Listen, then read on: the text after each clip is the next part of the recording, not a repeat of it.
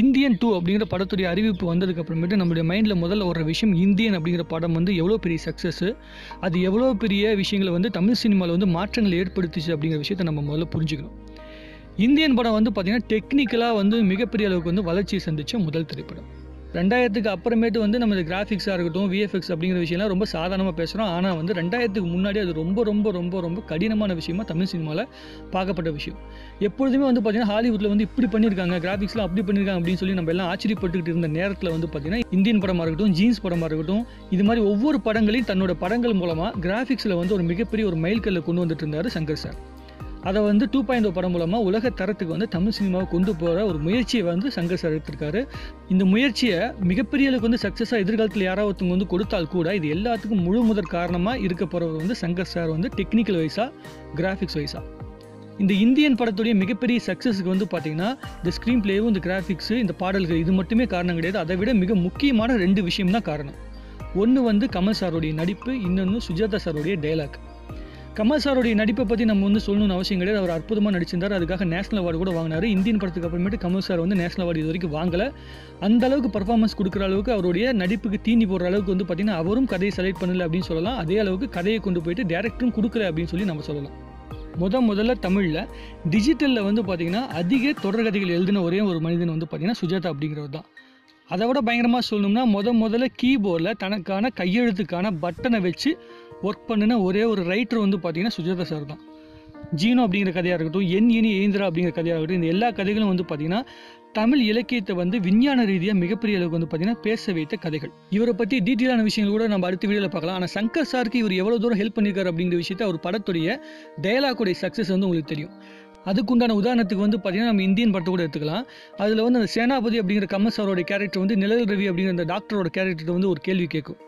பக்கத்தில் இருக்கிற சின்ன சின்ன குட்டி தீவெல்லாம் வந்து முன்னேறிட்டு இருக்கும்போது நம்மளுடைய நாடு மட்டும் ஏன்டா முன்னேறாமல் இருக்குது அப்படிங்கிற விஷயத்தை கேட்கும்போது அங்கேலாம் லஞ்சம் இல்லை அப்படிங்கிற விஷயத்தை நிழல் ரவி சார் சொல்லும்போது அந்த சேனாபதி கேரக்டர் வந்து அவர் அப்பிட்டு ஒரு வார்த்தை சொல்லுவாங்க, இருக்குது அங்கேலாம் கடமையை மீறத்துக்கு தாண்டா லஞ்சம், ஆனால் இங்கே கடமையை செய்யறதுக்கே லஞ்சம் அப்படிங்கிற விஷயத்தை வந்து அவர் அழுத்தமாக சொல்லுவார். அந்த டயலாக் வந்து பார்த்தீங்கன்னா நீங்கள் இன்னும் 100 வருடம் கழித்து கேட்டால் கூட நம்மளுடைய சமூகத்துக்குள்ளே லஞ்சம் அப்படிங்கிற வார்த்தை இருந்தால் அந்த டயலாக் வந்து நம்மளுடைய மனசுக்கிட்ட போய் பேசும். அதே மாதிரி வந்து பார்த்திங்கன்னா அன்னியன் அப்படிங்கிற படத்தில் வந்து ஒரு மிகப்பெரிய ஒரு டயலாக் இருக்கும். என்ன டயலாக் அப்படின்னா வந்து அந்த 5 பைசா அப்படிங்கிற ஒரு டயலாக். 5 கோடி பேர் 5 கோடி தடவை 5 பைசாவாக திருடினா தப்பா அப்படிங்கிற விஷயத்தை வந்து கேட்பார். அதில் மிகப்பெரிய விஷயம் இருக்குது. நம்மளுடைய வாழ்க்கையில் நம்ம செய்கின்ற சின்ன சின்ன அலட்சியங்கள் தான் மிகப்பெரிய அளவுக்கு வந்து பார்த்திங்கன்னா இந்த சமூகத்தையே பாதிக்குது அப்படிங்கிற விஷயத்தை ரொம்ப அழுத்தமாக பதிவு பண்ணியிருப்பார். அதை ரொம்ப சிம்பிளான ஒரு டயலாகில் சொல்லியிருப்பார். தப்பு என்ன பனியன் சைஸா, ஸ்மாலு, மீடியம், லார்ஜ் அப்படின்னு சொல்லிட்டு விளைவுகளோட சைஸை பாருங்கள், எல்லாமே எக்ஸ்ட்ரா லார்ஜ் தான் அப்படிங்கிற விஷயத்த சொல்லியிருப்பார். அதே மாதிரி சிவாஜி படத்தில் வந்து MS பாஸ்கர் வந்து ஒரு டயலாக் சொல்லியிருப்பார். இங்கே காசு இல்லாமல் ஒரு கக்கூஸ் கூட கட்ட முடியாது தெரியுமா அப்படின்னு சொல்லிட்டு வந்து சொல்லியிருப்பாரு. அதுக்கப்புறமேட்டு பக்கத்தில் இருக்கிற விவேக் சார் சொல்லுவார், இங்கே காந்திக்கு மணிமண்டபம் கட்டினா கூட இவங்க காசு கேட்பாங்க அப்படிங்கிற விஷயத்த வந்து சொல்லியிருப்பார். இதை விட சிம்பிளாக இந்த நாட்டுடைய நிலைமையை வந்து வேறு யாரும் சொல்ல முடியாது. கடைசியாக வந்து சுஜாதா சார் வந்து டயலாக் எழுதிட்டு இருந்த படம் வந்து பார்த்தீங்கன்னா இந்திரன் படம். அதுக்கப்புறம் வந்து சங்கர் சாருடைய படங்கள் வந்து மிகப்பெரிய அளவுக்கு வந்து பார்த்தீங்கன்னா கமர்ஷியல் ரீதியாக சக்ஸஸ் அடைஞ்சிருந்தா கூட, ஏன் 2.0 படம் வரைக்கும் வந்து பார்த்தீங்கன்னா மிகப்பெரிய அளவு வந்து சக்ஸஸ் அடைஞ்சிருந்தால் கூட டயலாக் வைஸ் வந்து பார்த்தீங்கன்னா அந்த அளவுக்கு அழுத்தத்தை வந்து சொல்ல முடியல. 2.0 படத்தில் வந்து ரொம்ப அழுத்தமான ஒரு டயலாக், மனிதர்கள் இங்கே உயிரோடு இருக்கணும்னா பறவைகளும் இங்கே உயிரோடு இருக்கணும் அப்படிங்கிற ரொம்ப அழுத்தமான ஒரு டயலாக்கை நம்மக்கிட்ட சொன்னால் கூட அந்த பழைய சுஜாதா சாரோடைய அந்த அழுத்தமான பதிவை வந்து பார்த்திங்கன்னா இந்த படங்கள் கொடுக்க முடியல அப்படிங்கிறது தான் மிகப்பெரிய வந்து ஒரு கேள்விக்குறி. சரி, இந்தியன் 2 படத்துடைய கதை என்னவாக இருக்கும்? அந்த காலத்தில் வந்து மிகப்பெரிய அளவு வந்து ஒரு கம்யூனிகேஷன் டூலாக இருந்த விஷயம் வந்து டிவி மீறி மிகப்பெரிய கம்யூனிகேஷன் டூலே கிடையாது. வெறும் ஃபோன் வந்து பார்த்திங்கன்னா பேசுவதற்கு மட்டுமே பயன்பட்ட விஷயமாக தான் ஃபோன் இருந்துச்சு. ஆனால் இப்போ வந்து பார்த்திங்கன்னா டிவியை மீறி வந்து ஃபோனாக இருக்கட்டும், ஃபேஸ்புக் லைவாக இருக்கட்டும், இதெல்லாம் வந்து பார்த்திங்கன்னா மிகப்பெரிய அளவுக்கு வளர்ந்துருச்சு. இப்போ இருக்கிற சமூகத்தில் மிகப்பெரிய அளவுக்கு வந்து கம்யூனிகேஷன் டூல்ஸ் என்ன அப்படின்னு பார்த்திங்கன்னா Facebook, Twitter, WhatsApp and YouTube.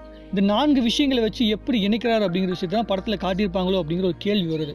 இந்த மாதிரி விஷயங்களை வச்சு நிறைய படங்கள் வந்துச்சு. வேலையில்லா பட்டதாரி படமாக இருக்கட்டும், நோட்டா படமாக இருக்கட்டும், ஏகப்பட்ட படங்கள், ஏகப்பட்ட தலைவர்கள் வந்து பார்த்திங்கன்னா இந்த சோஷியல் மீடியாவை யூஸ் பண்ணி வந்து பார்த்திங்கன்னா மக்களை இணைச்சிருக்காங்க. அது மூலமாக வெற்றி அடைஞ்சதாக படத்தில் காட்டியிருக்காங்க. ஆனால் இந்த படத்து மூலமாக சங்கர் சார் வந்து அதை ஜஸ்டிஃபிகேஷனோட காட்டுவார் அப்படின்னு நம்ம நம்பலாம். ஏன்னா எத்தனையோ பேர் படங்கள் எடுத்தாலும் அது எல்லாத்த விட பெட்டர் வெர்ஷனாக வந்து சங்கர் சார் ஏதோ ஒரு லைனை பிடிச்சி பண்ணுவார். இப்போ வர படங்களில் வந்து ஹீரோ வந்து டிவியில் போயிட்டு வந்து கெத்து காட்டுற மாதிரி நிறைய சீன்கள் வச்சால் கூட இது எல்லாத்துக்குமே ஆரம்பமாக பார்க்குற வந்து ஒரு விஷயம் வந்து பார்த்திங்கன்னா முதல்வன் படத்தில் வர ரகுவரன் சாருக்கும் அர்ஜுன் சாருக்கும் இடைப்பட்ட அந்த இன்டர்வியூ சீன். கிட்டத்தட்ட 15 நிமிடங்களுக்கு மேலே அந்த சீன் வந்து வந்தால் கூட அந்த படத்தில் வந்து கொஞ்சம் கூட சலிப்பு தட்டாமல் அந்த சீனை பார்க்கறதுக்கு உண்டான காரணம் என்ன அப்படின்னு சொல்லி பார்த்தீங்க அப்படின்னா சுஜாதா சாருடைய டயலாக்கும் சரி, அந்த படத்தில் சொல்லப்படுகின்ற புள்ளி விவரங்களும் சரி. இந்தியன் 2 படத்துக்கு மேலே எத்தனையோ கேள்விகள் நம்ம வச்சாலும் அது எல்லா கேள்விகளுக்கு வந்து பார்த்தீங்கன்னா நம்மளுக்கு வந்து ஜஸ்டிஃபிகேஷனோட பதில் கிடைக்கிறதுக்குண்டான வாய்ப்பு உண்டு. ஆனால் ஒரே ஒரு கேள்விக்கு வந்து படம் ரிலீஸ் ஆகி அந்த படத்தை வந்து பார்க்கும்போது தான் கேள்விக்கு வந்து பதில் கிடைக்கும். அந்த ஒரே கேள்விக்கான பதில் சுஜாதா சார். அந்த பதிலை வந்து சங்கர் சார் வந்து எந்த அளவுக்கு ஜஸ்டிஃபிகேஷனோட கொடுக்குறாரு அப்படிங்கிற விஷயத்தை வந்து படம் வந்ததுக்கப்புறம் தான் நம்ம பார்க்க முடியும். அந்த சேனாபதி அப்படிங்கிற ஒரு கேரக்டர், சுதந்திர போராட்ட வீரர், அந்த கேரக்டர் மூலமாக இந்த சமூகத்தில் இப்போ இருக்கிற அரசியல் சூழ்நிலைக்குள்ளே எத்தனை பிரச்சனைகள் இருக்கும், அந்த பிரச்சனைகளை அழுத்தமாக இப்போ இருக்கிற ஆடியன்ஸோட பல்ஸுக்கிட்ட நெருங்கி போய் சொல்லணும் அப்படின்னு சொல்லிட்டு வந்து சங்கர் சார் வந்து முயற்சி பண்ணுறாரு. கண்டிப்பாக அவருடைய முயற்சி சக்ஸஸ் ஆகணும் அப்படிங்கிற எதிர்பார்ப்பு எல்லாத்துக்கிட்டே இருக்குது. 60 வருடங்களுக்கு மேலே நடிப்பு திறமைக்காக வந்து உழைச்ச ஒரு நடிகருடைய கடைசி திரைப்படம் அப்படிங்கிறனால அதுக்குண்டான மதிப்பு நம்ம கொடுத்தே ஆகணும். அந்த மகா கலைஞனுக்கு ஒரு மிகப்பெரிய வெற்றியை வந்து தமிழ் சினிமா வந்து பரிசாக கொடுக்கணும் அப்படிங்கிற எதிர்பார்ப்போட வீடியோ முடிக்கிறேன். மற்றதை மறுபடியும் பேசுவோம். நன்றி, வணக்கம்.